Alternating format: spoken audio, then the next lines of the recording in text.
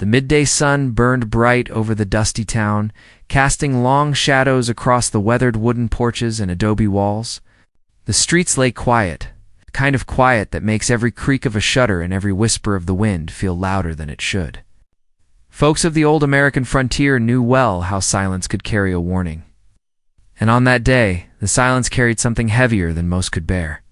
It was the kind of silence that came before a storm, not of rain or thunder, but of men and their choices.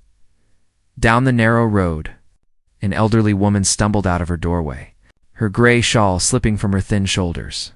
She had the look of someone who had carried too many burdens for far too long, yet her spirit still clung to dignity.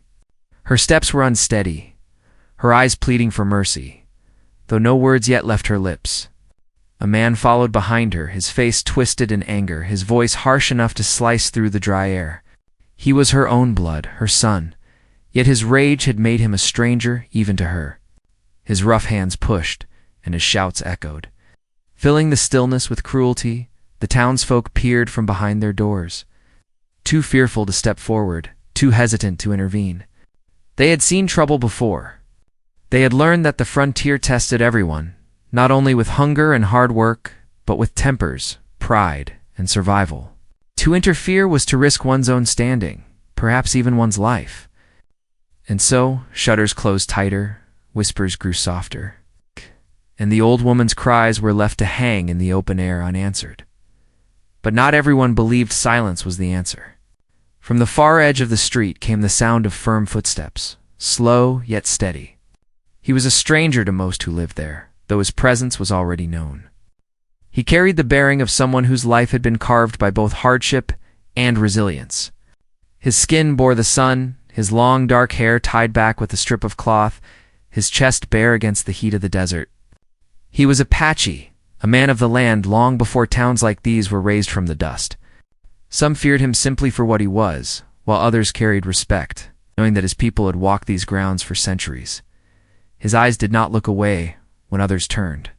His steps did not falter when others shrank back. As he drew closer, the scene before him revealed itself with undeniable truth. An old woman, frail and weeping, and a son who had let anger rule his hand. The Apache did not speak at first. He watched, his gaze sharp as an arrow drawn to its mark, taking in the injustice that unfolded. The son raised his arm once more, his voice booming, his face red with fury, when suddenly his wrist was caught midair, held firm by a hand stronger than his own. Gasps echoed from hidden doorways, though no one dared step out. The Apache stood between them now, silent, unyielding, his hand gripping the younger man's arm like iron. The old woman buried her face in her shawl, tears streaming, her shoulders trembling, as if she did not dare believe someone had stood for her.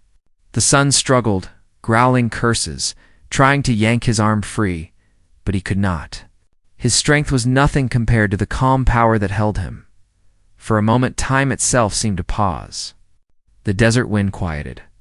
Even the birds above seemed to watch in silence.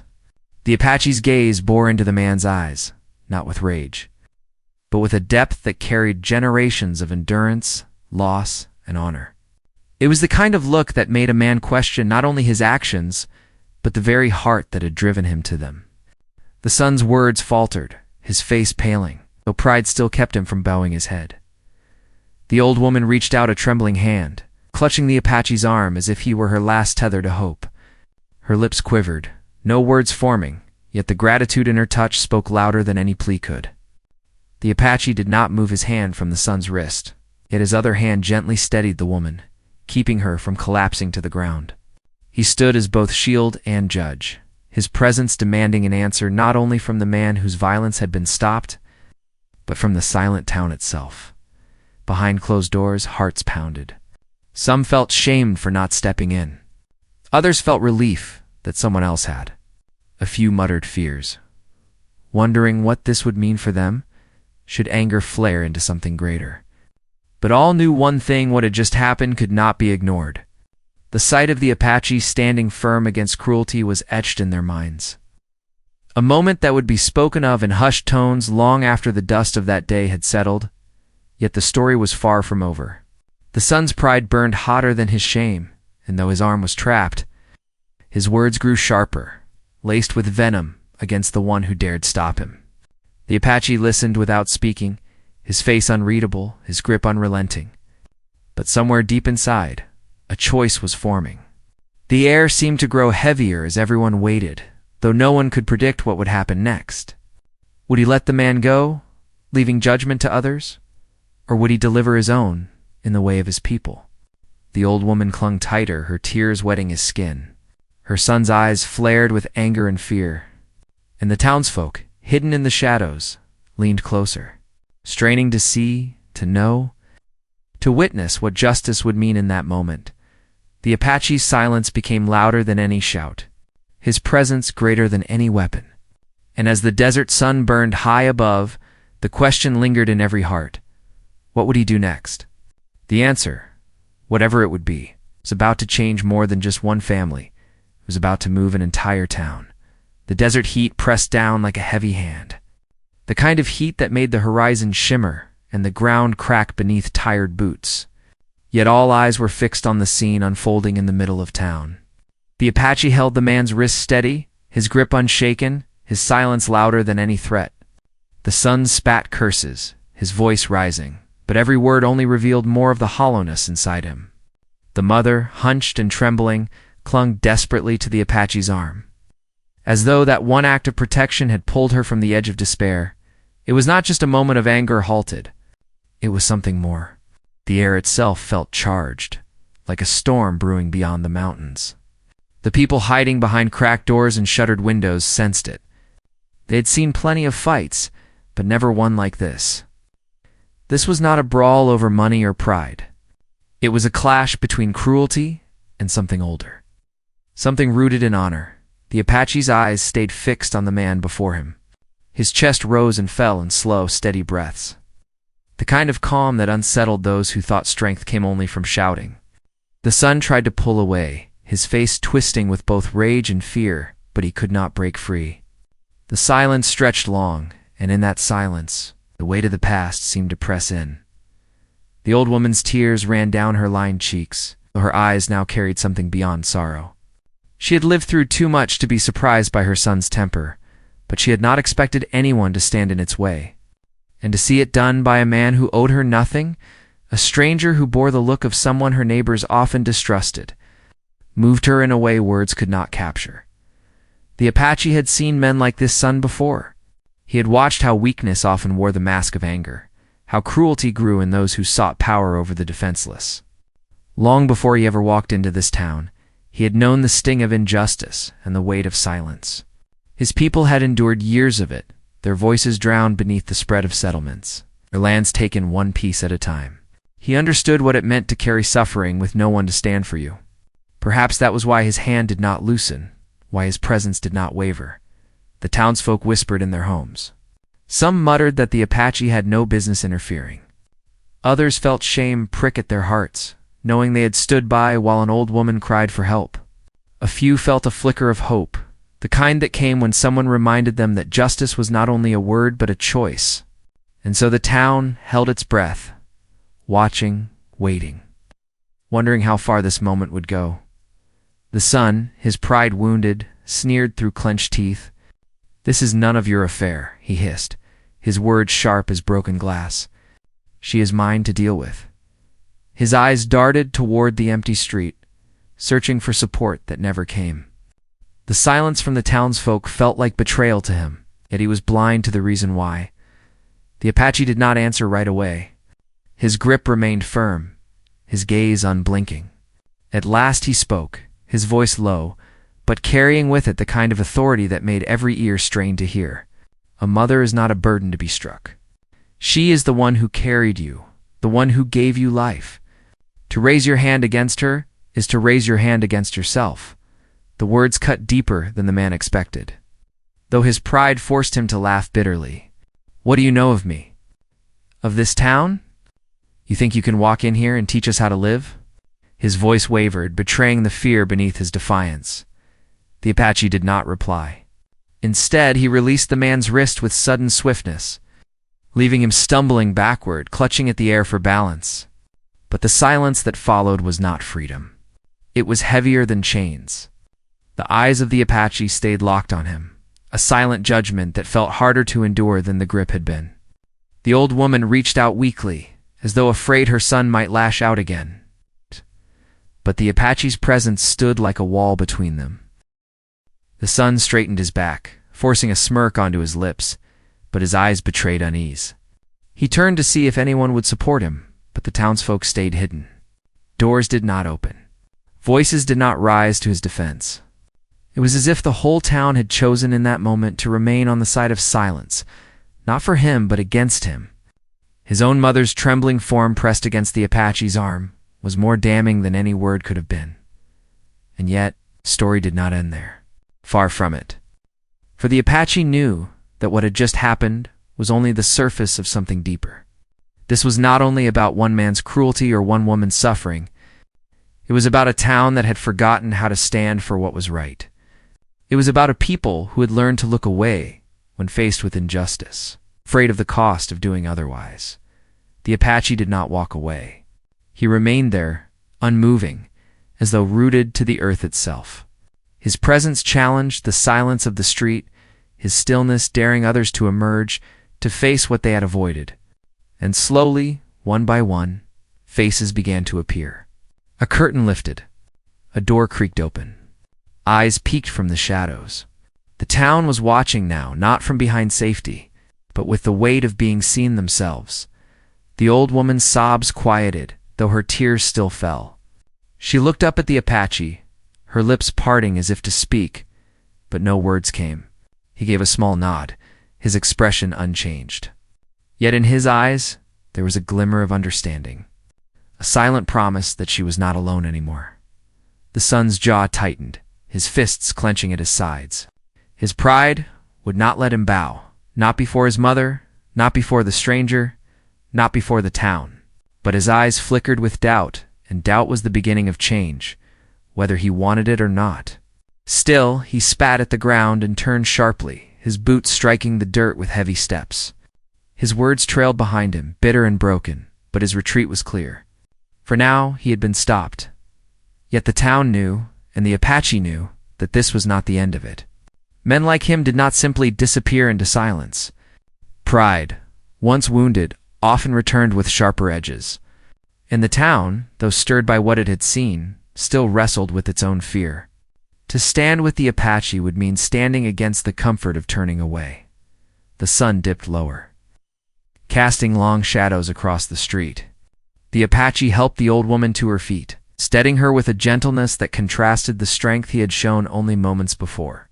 She clung to his arm, her voice breaking softly as she whispered, "Thanks he did not seek." He gave no speech, no grand gesture, only the quiet strength of someone who knew that actions spoke louder than words. And as the townsfolk slowly emerged, their faces etched with questions they dared not yet ask, the story deepened. This was no simple act of kindness. It was the beginning of something that would test every man, woman, and child who called that town home. The Apache's presence was not only a shield for one old woman, it was a mirror held up to them all. The night would bring whispers. Some would say he was a savior. Others would call him a threat. A few would wonder why it had taken a stranger to do what they themselves should have done. But all would feel the weight of the moment, the undeniable truth that nothing in their quiet town would remain quite the same. Again, and as the desert stars began to prick the darkening sky, the question lingered in every heart. The sun had been stopped for now, but would he return? Would the town choose silence once more, or would it finally find its voice? The Apache had given them a choice they could no longer ignore. And that choice would decide not only the fate of one family, but of them all. The night settled heavy over the town, though the air carried little peace. Shadows stretched long under the pale glow of lanterns, flickering against the adobe walls and wooden beams. Behind shuttered windows, whispers spread quickly. Word of what the Apache had done traveled from one household to the next. Some praised his courage, others feared the trouble it might stir. In a place where silence often stood in place of justice, his act had torn open a wound that could not be hidden. The old woman rested inside her small home. her frail body finally given space to breathe without fear of another strike. She sat near the fire, her hands trembling as she held a cup of water, her eyes distant as if replaying the moment again and again. Every sound outside made her stiffen, every creak of wood made her flinch, yet when she thought of the Apache's steady hand holding back her son, her lips quivered in a silent prayer of thanks. She had been shown mercy where she expected none. Her son, however, burned with fury. He had stormed off into the night, but his pride would not allow him to leave the matter alone. In the dim light of a tavern at the edge of town, he drank with men who had no love for strangers and even less for Apaches. His voice rose with every glass, spinning his story with twisted words. To hear him tell it, he was the victim, shamed before his own people by an outsider who had no right to meddle. A few men muttered their agreement, though others shifted uneasily. They had seen the truth with their own eyes, or heard it from those who had. Still, anger has a way of finding ears willing to listen. And before long the son's words carried a dangerous weight. The Apache himself had not left town. He stayed in the quiet edges of the street, away from the tavern's noise, away from the fearful whispers of neighbors. He sat by the fire pit outside a small stable, his gaze turned toward the stars that stretched endless over the desert sky. He had traveled long and far, carrying memories that never left him. The land itself reminded him of battles his people had fought, of losses too heavy to name. And yet in that moment, his thoughts lingered not on his past, but on the old woman's trembling hands. He had stepped in because he could not stand aside. But he knew well enough that such acts were never left without consequence. The town's sheriff, a man who had learned long ago to keep trouble quiet, paced in his office. He was no coward, but he understood the balance that kept peace in fragile towns. Outsiders, especially Apaches, were often seen as sparks to powder. He had heard what happened, and though part of him admired the courage, another part feared the storm it might bring. He lit his pipe, staring into the smoke, wondering whether to confront the Apache or to let things settle on their own. Yet deep down, he knew the matter was far from settled. As the days passed, tensions stretched tight like a rope ready to snap. The son carried his anger openly, spreading his tale of humiliation, while the mother avoided leaving her home. The townsfolk spoke of little else. Some called for the Apache to be driven out before things worsened. Others argued that to do so would be to turn their backs on what was right. The divide grew sharper, and the silence that once shielded the town now began to feel like a prison. Children whispered about the Apache in awe, their young minds seeing him as a figure of strength, a man who stood firm when no one else had. The women in the market spoke of the old mother's tears and wondered how many others had suffered quietly in their homes. Men at the blacksmith shop debated what it meant to be a son, and what kind of man raises his hand against his own blood. Each conversation, though small, fed into the larger storm that loomed over them all. The Apache did not seek the center of attention, yet his presence alone was enough to stir unease. He offered no words of defense, no speeches to sway the people. He simply walked the streets as though he belonged, his quiet strength unsettling those who would rather forget what he had done. Yet that same quiet stirred hope in others. The kind of hope that makes people wonder if they too might one day stand instead of hiding in silence. One evening, as the sun dipped low and the sky bled orange, the old woman left her home for the first time since the incident. She walked slowly, leaning on a cane, her steps unsteady but determined. The townsfolk watched as she made her way toward the well at the center of town. Her presence alone was enough to still the air. She drew water, her thin hands shaking as she lifted the bucket. But before she faltered, the Apache was there, steadying her once more. Gasps spread across the crowd. To see her beside him, her frail form sheltered by his strength, painted a picture no one could ignore. The son saw this too, from the shadows of a nearby porch. His jaw tightened, his face dark with rage. To him, it was not compassion he saw, but betrayal. His own mother now leaned on the one who had shamed him. His pride boiled, twisting his thoughts. And in that moment, he swore he would not rest until the stranger was gone. But pride was not his only fuel. The men he had gathered at the tavern began to listen more closely, their own frustrations and fears feeding into his cause. They spoke of land, of outsiders, of the old wounds that never seemed to heal. The Apache, though he had harmed none of them, became the symbol of their unease. And in that darkness, a dangerous plan began to take shape. The sheriff heard whispers of this plan, though no one spoke of it openly. He knew trouble when he felt it, and trouble was brewing quick. He walked the streets late at night, his eyes sharp, his hand never far from his holster. He thought of riding out to warn the Apache, but something stopped him. Perhaps it was fear of being seen as taking sides. Perhaps it was the knowledge that once lines are drawn, a man cannot step back. The town sat at the edge of a storm, and every heart felt it. The children sensed it in the way their mothers hushed them faster than usual. The shopkeepers felt it in the way customers lingered less, eyes darting to the door. Even the horses in the stable shifted uneasily, as though they too knew what men often pretend not to see. The Apache, though quiet, was not blind. He felt the weight of eyes upon him, the tension in the air, yet he did not leave. He knew that walking away would only leave the old woman to suffer again, and perhaps others too.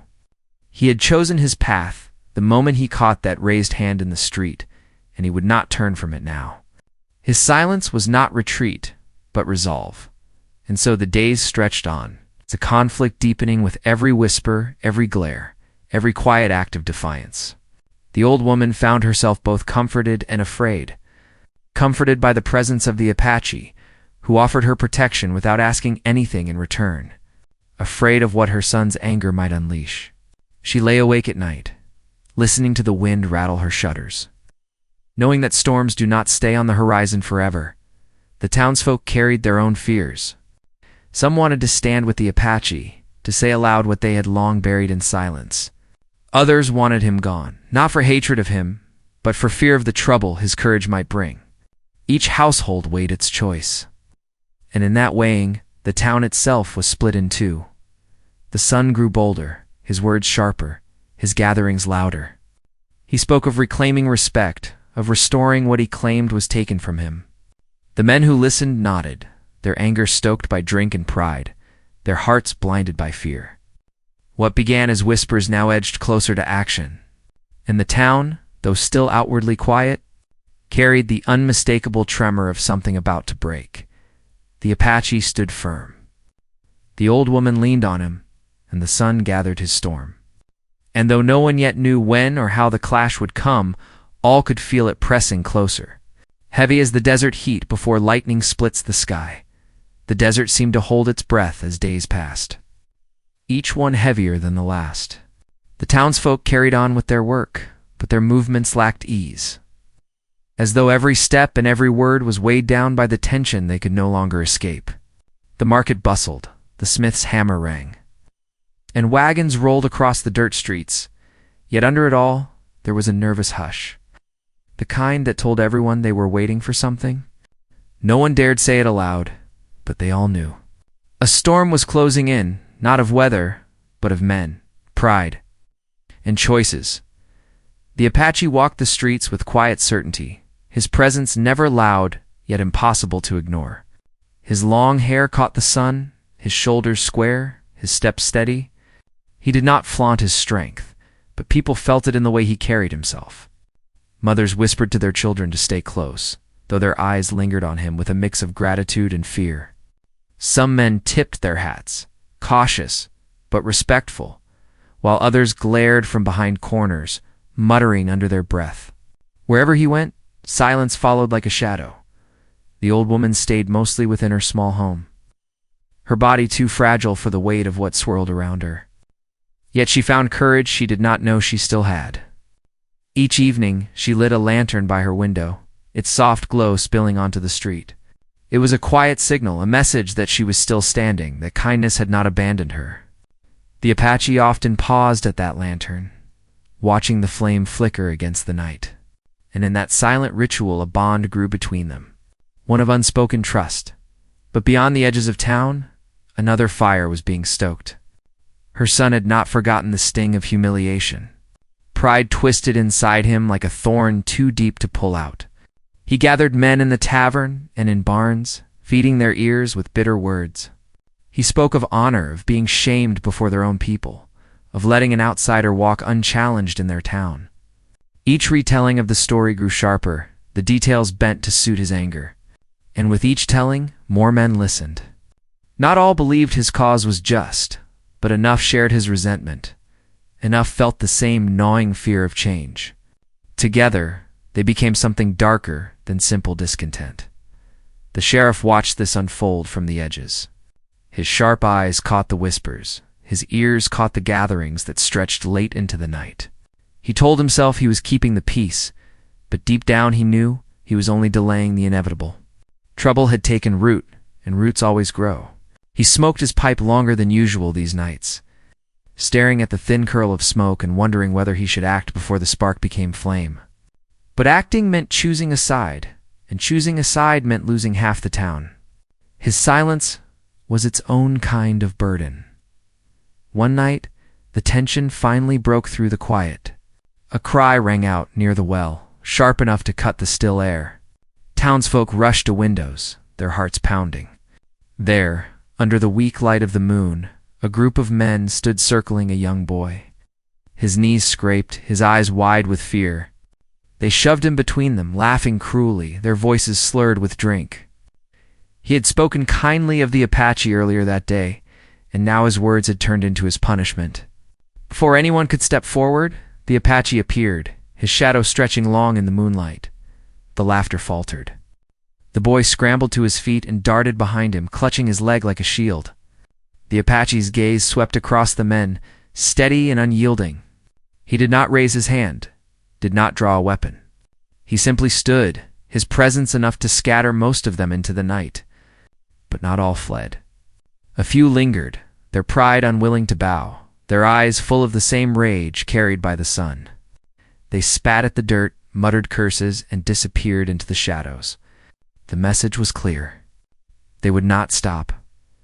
By dawn, the whole town knew what had happened. The whispers grew louder, the lines sharper. Some said the Apache had saved a child, showing the true heart of justice. Others claimed he had provoked the men, driving the wedge deeper.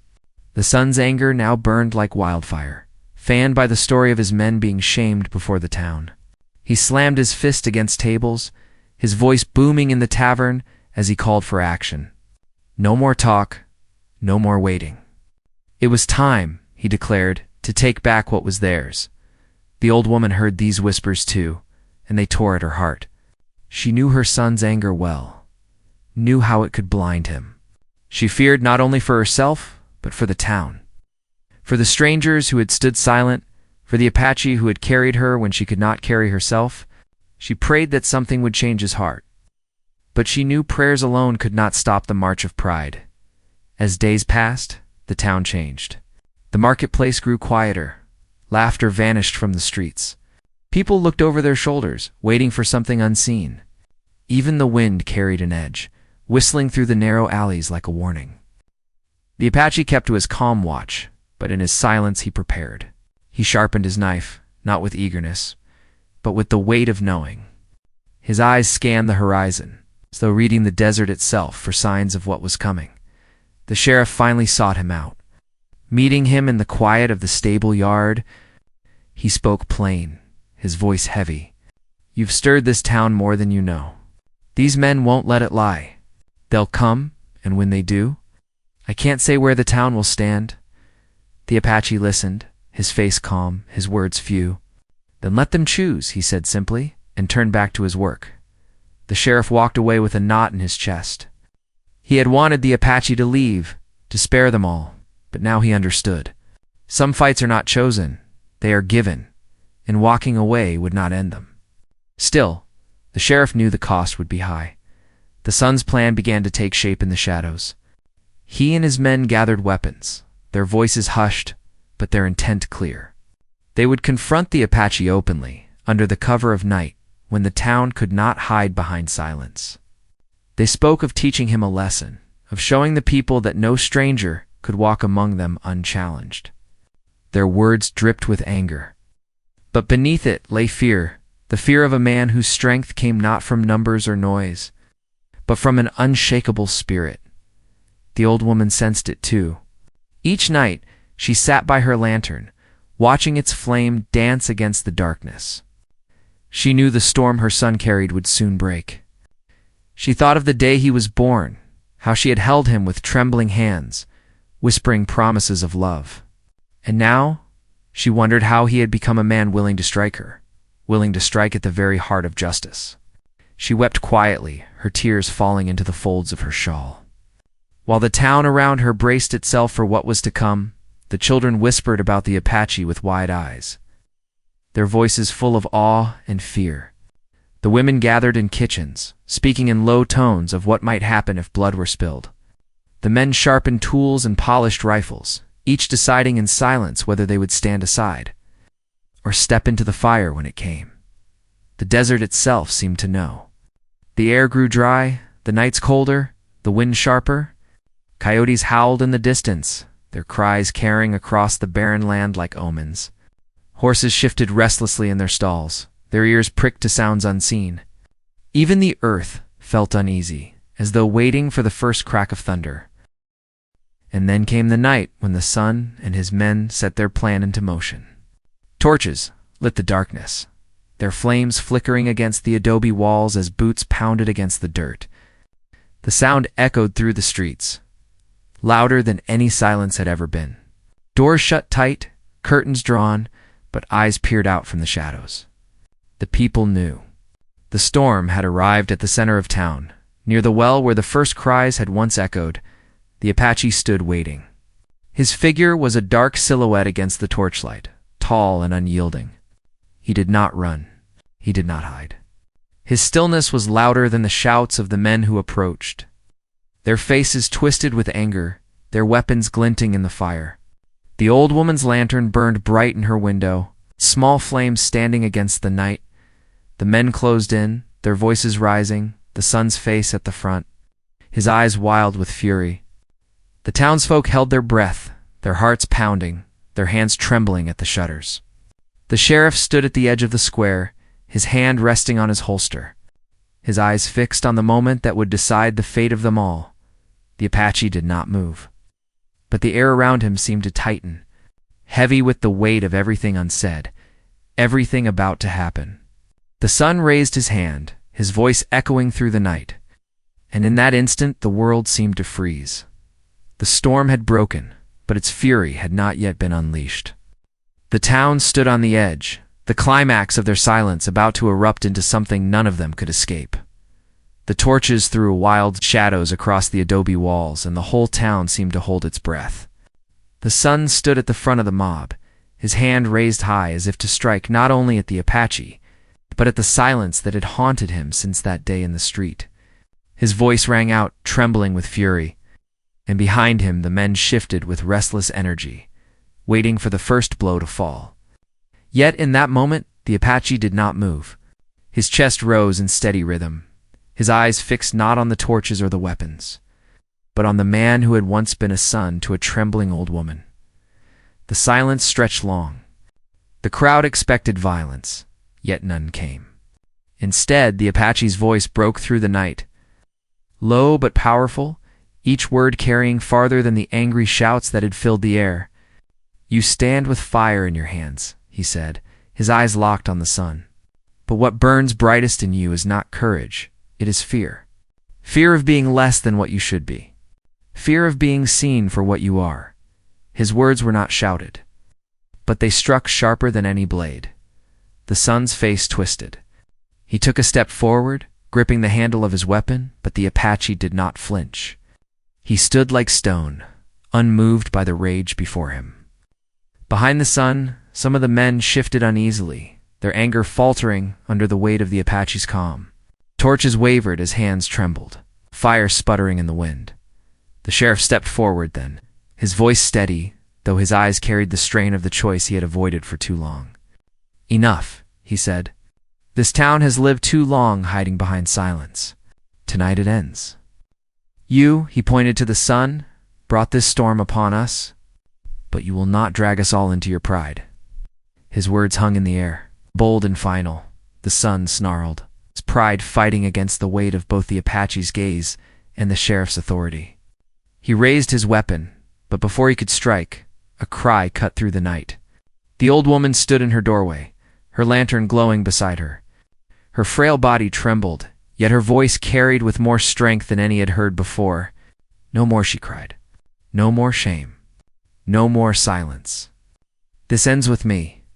Her son froze, his eyes widening at the sound of her voice. For a moment, the weapon in his hand seemed heavier than he could bear. He looked at her, at the mother who had given him life, and for the first time his rage faltered. His hand shook, his breath ragged. The Apache took a single step forward, his eyes never leaving the man's face. No words were needed now. The truth had already been laid bare. The son dropped his weapon to the dirt with a sharp thud, the sound echoing across the square. The men behind him faltered, their fire dying with his surrender. One by one, the torches lowered. Some muttered under their breath, others turned away in shame, but none found the strength to continue. The storm that had loomed so heavy broke not with blood, but with silence that spoke louder than violence ever could. The old woman sank to her knees, her tears glistening in the lantern light. The sheriff moved to her side, steadying her, while the son stood frozen, his face pale as the weight of what he had done bore down on him. He did not look at the Apache, nor at the town. His eyes stayed fixed on the ground where his pride lay broken beside the weapon he had dropped. Without another word, he turned and walked into the darkness, his figure swallowed by the night. The townsfolk slowly emerged from their homes, their faces lined with awe and relief. Mothers clutched their children, men lowered their hats, women whispered prayers of thanks. They had watched a man stand against cruelty, not with fury, but with strength rooted in silence and honor.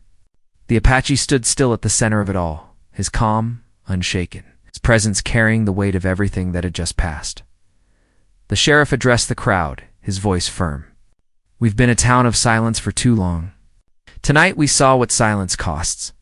It takes courage to stand, and it takes more than courage to keep standing when others turn away. Let us not forget what we have witnessed here." His words struck deep, leaving the townsfolk quiet but thoughtful, each carrying their own reflection back into the night. The old woman reached for the Apache's hand, her frail fingers curling around his. Her eyes, though wet with tears, shone with gratitude that words could not carry. She whispered, "You gave me back my dignity." The Apache bowed his head slightly, saying nothing, for he had never sought thanks. He had done only what his spirit demanded. In the days that followed, the town began to change. Where silence once ruled, voices began to rise. Neighbors spoke of justice not as a distant dream, but as a daily choice. Children grew up remembering the night the Apache stood against cruelty, and mothers reminded their sons what true strength looked like. The sheriff, once cautious in his silence, grew firmer in his duty, carrying the weight of fairness with more resolve than before. The son never returned. Some said he wandered the desert, searching for redemption in the barren lands. Others whispered that pride had driven him too far to find peace. The old woman carried her sorrow quietly, yet her eyes softened whenever she thought of the moment the Apache had stood between her and despair. She found peace in her final years, comforted by the lantern she lit each evening, its flame a small reminder that hope never dies when someone chooses to protect it. The Apache remained for a short time, helping where he could, speaking little but leaving behind a mark deeper than any words could. Then, as quietly as he had arrived, he left. No one saw him go, but his presence lingered in the memory of the town, like the faint echo of a drum carried on the desert wind.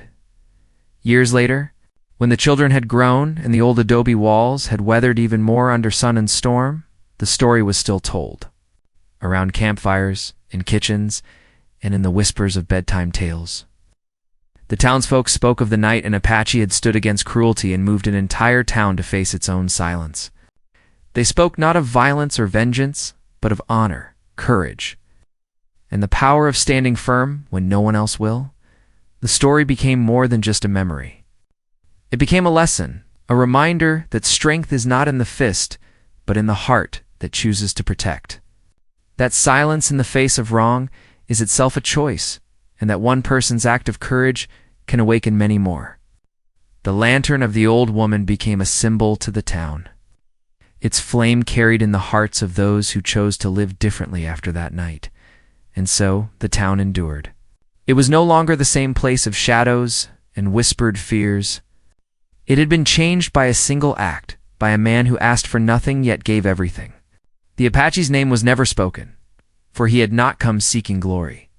But his memory lived on in the way the people carried themselves, in the way mothers raised their sons, in the way neighbors chose to stand for one another. The desert wind carried the tale across the wide open lands, spreading it to places beyond the town itself. Travelers spoke of it, settlers carried it with them, and slowly it became part of the fabric of the land's stories. And in every retelling, the message was clear. Courage is not found in anger, but in the quiet strength to protect those who cannot protect themselves. The old woman's alls. Lantern burned long after she was gone, lit by the hands of others who remembered her. Each flame reminded the town of the night they almost lost themselves to silence, and of the man who showed them another way. The memory lingered like the desert itself, vast, endless, and eternal. The Apache saw an old woman being beaten by her son, and his reaction moved everyone. But more than that, it changed them. It showed them the cost of silence, the weight of pride, and the power of standing for what is right. And though the man himself faded into the horizon, the light he left behind burned brighter than any torch, a flame that would guide the town for generations to come.